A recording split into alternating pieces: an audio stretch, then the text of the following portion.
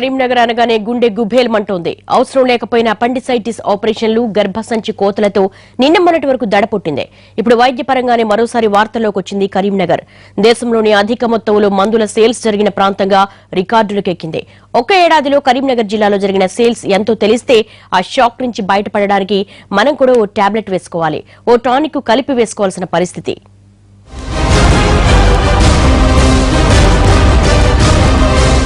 ₹100 పోయే మందులకు ₹1000 బాదుడు. తక్కువ ధరకే మంచి మందులొస్తున్న రేట్ ఎక్కువ అవుతున్న మెడిసిన్ల సిఫార్సు.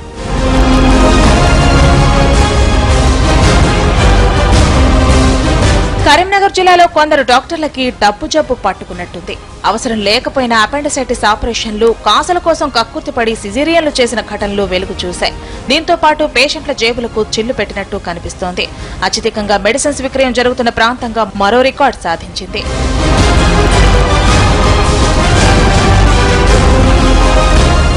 కరీంనగర్ జిల్లాలో మెడిసిన్ సేల్స్ ఎంతో తెలిస్తే షాక్ అవ్వాల్సిందే. ఏడాదికి అక్షరాల ₹4000 కోట్ల మందులను రోగుల చేత కొనిపించారు డాక్టర్లు.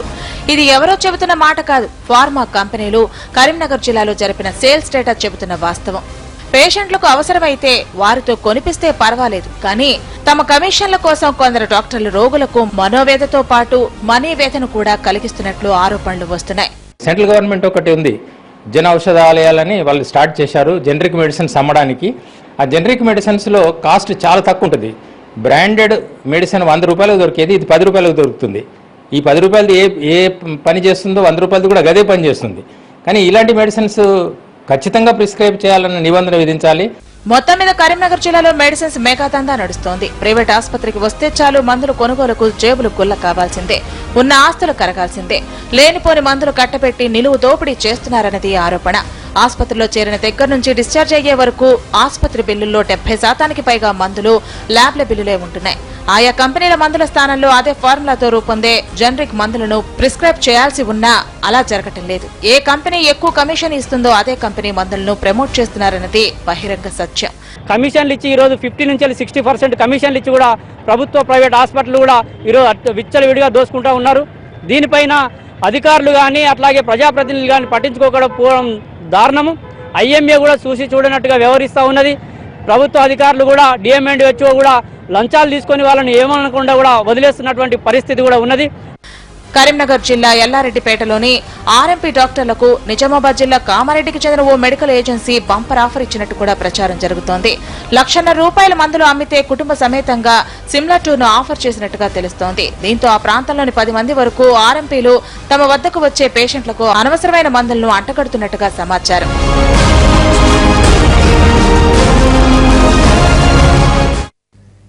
ఏడాదికి ₹4,000 కోట్ల మందుల వ్యాపారం. ఇది ఎన్నో అనుమానాలకు తావిస్తోంది.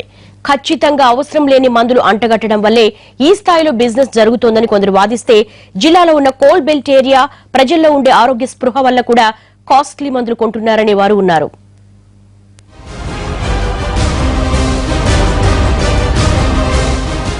మెడిసిన్ రికార్డ్ సేల్స్ పై ఇండియన్ మెడికల్ అసోసియేషన్ వాదన మరోలా ఉంది. కరీంనగర్ జిల్లా భౌగోళికంగా తెలంగాణలో కీలకమైన ప్రాంతం. మెదక్, ఆదిలాబాద్, నిజామాబాద్ల నుంచి కూడా పేషెంట్లు ఇక్కడికి వైద్య సేవల కోసం వస్తుంటారు. 2 ప్రైవేట్ మెడికల్ కాలేజీలు ఉండటం, సింగరేణి ప్రాంతం, NTPC ప్రాంతాల్లో పేషెంట్లు ఖరీదైన మందులు అడిగి మరీ కొంటుంటారని చెబుతోంది IMA. ఇక్కడి ప్రజలకు ఆరోగ్య స్పృహ, కొనుగోలు శక్తి కూడా ఎక్కువేనంటోంది. ప్రభుత్వ వైద్యశాలలు తక్కువగా ఉన్నందున ప్రైవేట్ ఆసుపత్రుల్ని ఆశ్రయిస్తుంటారని చెబుతోంది. ఇక్కడ అఫోర్డబిలిటీ ఉంది, అవైలబిలిటీ ఆఫ్ సర్వీసెస్ ఉన్నాయి, పేషెంట్స్ అది ఉంది. సేల్స్ కూడా ఎందుకు ప్రైవేట్లో ఎక్కువ అవుతున్నాయి. ఇక్కడ గవర్నమెంట్ మెడికల్ కాలేజ్ కనుక పెట్టి, లేకపోతే గవర్నమెంట్ ఇన్స్టిట్యూషన్స్, ఒక MGM హాస్పిటల్, ఒక గాంధీ హాస్పిటల్ సికింద్రాబాద్ లాంటిది ఇక్కడికి వచ్చినప్పుడు ప్రజలందరూ మిడిల్ క్లాస్ కూడా అప్పుడు హాస్పిటల్స్కి వెళ్తారు. అప్పుడు మందులు అనేది గవర్నమెంటే ప్రొవైడ్ చేస్తుంది. ఆటోమేటిక్గా ఈ సేల్స్ అనేది ప్రైవేట్ కాకుండా గవర్నమెంట్ సప్లై కిందకి వెళ్ళిపోతుంది. అది వేరే దానికి వెళ్ళిపోతుంది. ఇది ఒక కారణం. హైదరాబాద్ లో లభించే అన్ని రకాల సూపర్ స్పెషాలిటీ సేవలు కరీంనగర్ లో లభించడం వాస్తవమే. అయితే ఏకంగా ₹4,000 కోట్ల మందుల అమ్మకం ఏంటని అంటున్నాయి ప్రజా సంఘాలు. ఖచ్చితంగా పేషెంట్లతో మందులు కొనిపించడంలో ఏదో మోసం జరుగుతోందని అనుమానం వ్యక్తం చేస్తున్నారు. ప్రైవేట్ ఆసుపత్రుల్లో సేవాభావం స్థానంలో వ్యాపార దృక్పథం పెరగటమే దీనికి కారణం అంటున్నారు. వైద్య వృత్తితో సంబంధం లేని వారు ఆసుపత్రిని ఏర్పాటు చేయడం, డాక్టర్లను ఎంగేజ్ చేసుకుని రన్ చేస్తున్న ఉదాహరణలు జిల్లాలో కోకొల్లలు. ప్రైవేట్ ఆసుపత్రులకు అనుబంధంగా మెడికల్ షాపులను తెరిచి పేషెంట్లను గుల్ల చేస్తున్నారు. ఆసుపత్రిలో ఉన్న మెడికల్ షాపులోనే మందులను కొనాలని అనధికారికంగా నియమిస్తున్నారు. ఆ షాపుల్లో తాము ప్రమోట్ చేయాలనుకున్న బ్రాండ్ మందులను మాత్రమే ఉంచడం బహిరంగ రహస్యం. బీ ఫార్మసీ చేసుకొని సర్టిఫికెట్లు సంపాదించారో వారు మెడికల్ షాప్ లో ఉన్నవారు వాళ్ళు మెడికల్ నడిపిస్తున్నట్టుగా కాదు. ఎవరి దగ్గర డబ్బు ఉన్నదో ఆ డబ్బు పెట్టుబడి వాడు మెడికల్ నడిపిస్తున్నాడు. మరి ఈ మాదిరిగా చాలా వరకు అమెరికా మందులు, ఇంగ్లాండ్ మందులు అనుకుంటా, బయట మందులు అనుకుంటా ప్రజలను దోసుకుంటున్నారు. కనుక వెంటనే ఈ మెడికల్ మీద చర్యలు తీసుకోవాలని, రోగికి శస్త్రచికిత్స కోసం వినియోగించే ఆపరేషన్ కిట్ల అమ్మకాల్లోనూ గోల్మాల్ చేస్తున్నారనే ఆరోపణలున్నాయి. అవసరం లేని వాటిని కొనిపించడం, సగం మెడిసిన్స్ వాడి మిగిలిన వాటిని అదే మెడికల్ షాపుల్లో అమ్మేస్తున్నారన్నది ప్రధాన ఆరోపణ. పట్టణాల్లో ఇలా ఉంటే పల్లెల్లో మెడిసిన్స్ దందా మరోలా సాగుతోంది. ఆర్ఎంపీలు సూచించిన మెడికల్ షాప్లోనే మందులు కొనాలి. దీనికి ప్రతిగా సదరు మెడికల్ షాప్ యజమాని ఆర్ఎంపీల ఇంటి అద్దె, క్లినిక్ నిర్వహిస్తున్న గది రెంట్, వ్యక్తిగత అవసరాలు తీర్చడం లాంటివి చేస్తారనేది బహిరంగ రహస్యం. మొత్తం మీద కరీంనగర్లో ప్రైవేట్ వైద్యశాలల్లో సామాన్య రోగులు వెళితే ఆస్తులను అమ్ముకోవాల్సిన పరిస్థితుల్లోకి నెట్టేస్తున్నారు.